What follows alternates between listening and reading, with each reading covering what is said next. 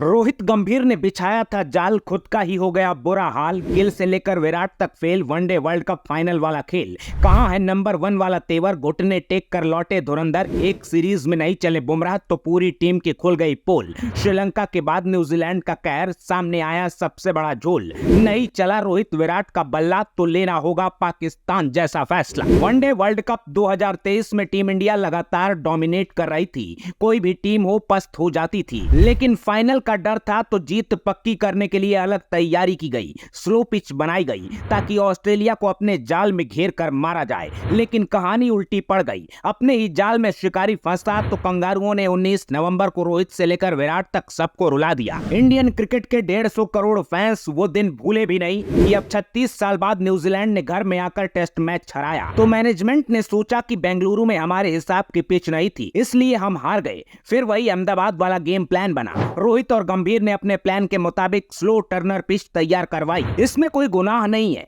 क्योंकि host team pitch अपनी पसंद के हिसाब से तैयार करवा सकती है। हम भी ऑस्ट्रेलिया इंग्लैंड में जाते हैं तो हमें उनके मन मुताबिक कंडीशन मिलती हैं, लेकिन अफसोस इस बात का है कि घर के शेर खुद अपनी पिच पर ढेर हो रहे हैं। श्रीलंका ने वनडे सीरीज क्लीन स्वीप करके खतरे की घंटी बजा दी थी, इसके बाद भी हम समझ नहीं पाए। पहले मैच में बांग्लादेश ने ऐसा हाल कर दिया कि हम 150 पर ऑल आउट होने वाले थे। वो तो अश्विन और जडेजा ने किसी तरह फाइट करके मैच बना दिया और कोच कप्तान समेत पूरा मैनेजमेंट कानपुर की जीत का जश्न मनाने में जुट गया। सीरीज से पहले गंभीर से लेकर रोहित तक सबने लंबी लंबी बात की। सब सोच रहे थे कि ये लोग न्यूजीलैंड को क्लीन स्वीप करके भेजेंगे और वर्ल्ड टेस्ट चैंपियनशिप के फाइनल की सीट बुक हो जाएगी, लेकिन सच्चाई ये है कि श्रीलंका में टेस्ट सीरीज हारने के बाद न्यूजीलैंड ने अपना होमवर्क किया, जबकि रोहित एंड कंपनी अपने ओवर कॉन्फिडेंस का शिकार हो गई। पहले मैच में 46 पर ढेर और दूसरे मैच की पहली पारी में गिरते पड़ते 156 रन बने, उसमें भी 56 रन वाशिंगटन सुंदर और जडेजा के हैं।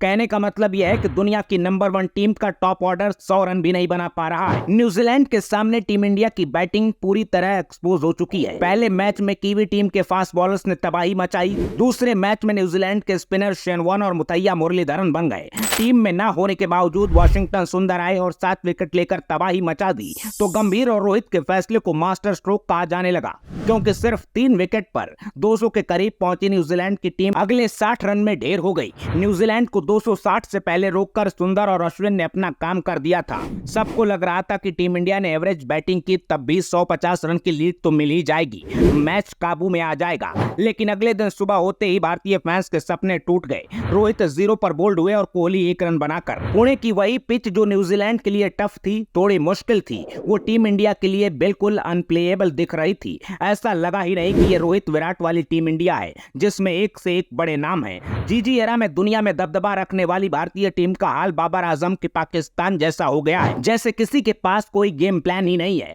न्यूजीलैंड अटैक के सामने सब एकदम फ्लैट नजर आ रहे हैं। 2 मैच के अंदर पूरा गेम 360 डिग्री घूम गया है, लेकिन इस बीच पाकिस्तान से ही एक उम्मीद जगाने वाली तस्वीर दिख रही है, जब पाकिस्तान के मैनेजमेंट ने बोल्ड फैसले लिए और अपनी टीम के 3 सबसे बड़े सितारों को ड्रॉप कर दिया, बाबर आजम, शाहीन अफरीदी और नसीम शाह। पहला टेस्ट हारने के बाद पाकिस्तान में जब ये फैसला हुआ तो दुनिया हैरान रह गई थी। कुछ लोगों को आज तक यकीन नहीं है कि बाबर को बाहर बिठा दिया गया है, लेकिन एक हफ्ते में ही पता चल गया कि जो हुआ वो कितना अच्छा हुआ। अब वही पाकिस्तान इंग्लैंड के बेसबॉल की धज्जियां उड़ा रही है। हमारे यहाँ भी कुछ इसी तरह का कॉल था कुलदीप को ड्रॉप करके वाशिंगटन सुंदर को बुलाना।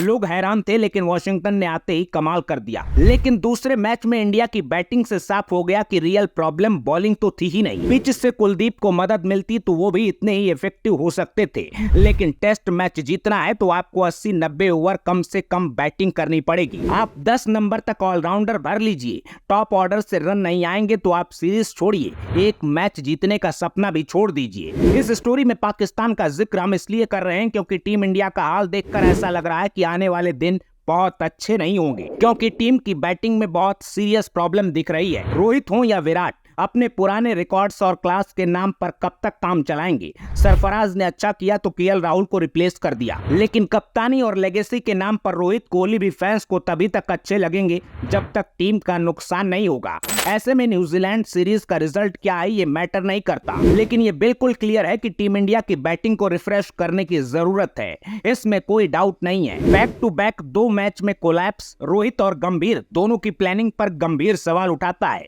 इसके अलावा बॉलिंग बॉलिंग में भी एक बड़ी कमजोरी सामने आई है, क्योंकि ये बहुत लंबे वक्त के बाद पहला मौका है जब बुमराह पार्टनरशिप तोड़ने में नाकाम रहे हैं। एक एंड से बुमराह प्रेशर तो क्रिएट करते हैं, लेकिन विकेट निकालना मुश्किल हो रहा है। शायद न्यूजीलैंड की टीम इसकी प्लानिंग करके ही भारत आई थी कि बुमराह का फॉर्मूला ब्रेक कर लिया तो रास्ता आसान हो जाएगा। बुमराह के रेयर फेलियर ने बैटिंग के साथ बॉलिंग को भी एक्सपोज कर दिया है। यही हाल रहा और सही समय पर बड़े फैसले नहीं लिए गए तो टेस्ट क्रिकेट में इंडियन टीम का फ्यूचर अंधेरे में दिख रहा है, क्योंकि पहली बार टीम इंडिया के बल्लेबाज इतनी बुरी तरह फेल हैं। बॉलिंग में बुमराह को सपोर्ट करने वाला शमी जैसा कोई बॉलर नहीं है, तो वहीं रोहित शर्मा की कप्तानी भी क्लूलेस दिख रही है।